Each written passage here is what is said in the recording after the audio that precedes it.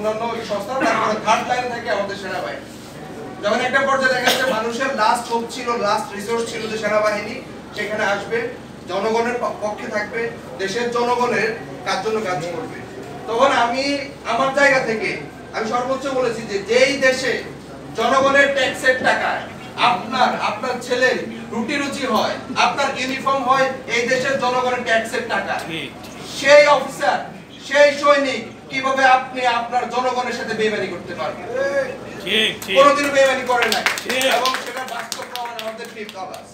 তো সেই জন্য আমরা বলে দিতে চাই যে হলো আমরা একটা নতুন বাংলাদেশ পেয়েছি, এবং ভবিষ্যতে আমরা একটা সুন্দর বাংলাদেশ, সুখী, বৈষম্যহীন এবং সমৃদ্ধশীল একটি বাংলাদেশ গড়ে তুলব, যেখানে আপনার আমার সবার কথা বলা থাকবে, সবার ভয়েস থাকবে। সেখানে কেউ কোনোদিন যে আমরা দেখি না মুখ বন্ধ করে রাখবে, মুখ চেপে ধরে রাখবে, সেই দিন আর এই দিন নেই। এখন প্রত্যেকটা মানুষ তার অধিকার নিয়ে সচেতন।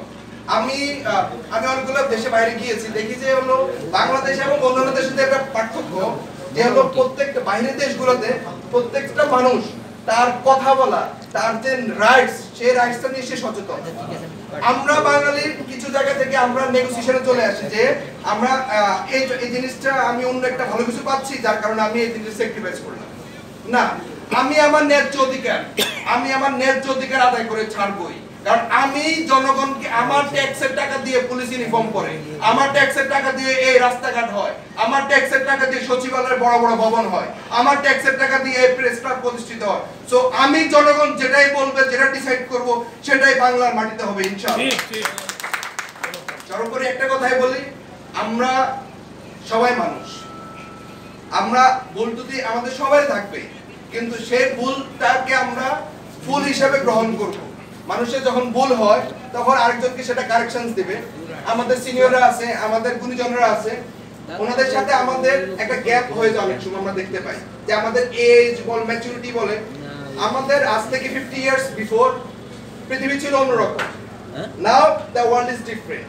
সো এখন তরুণ তারুণ্য এবং যারা সিনিয়র এক্সপেরিয়েন্স সিনিয়র সিটিজেন আছে, তাদের মধ্যে যদি আমরা একটা ব্রিজ তৈরি করতে পারি, তাহলে কিন্তু একটা স্মার্ট, সুন্দর এবং সুখী সমৃদ্ধ বাংলাদেশ গড়ে তুলতে পারবো।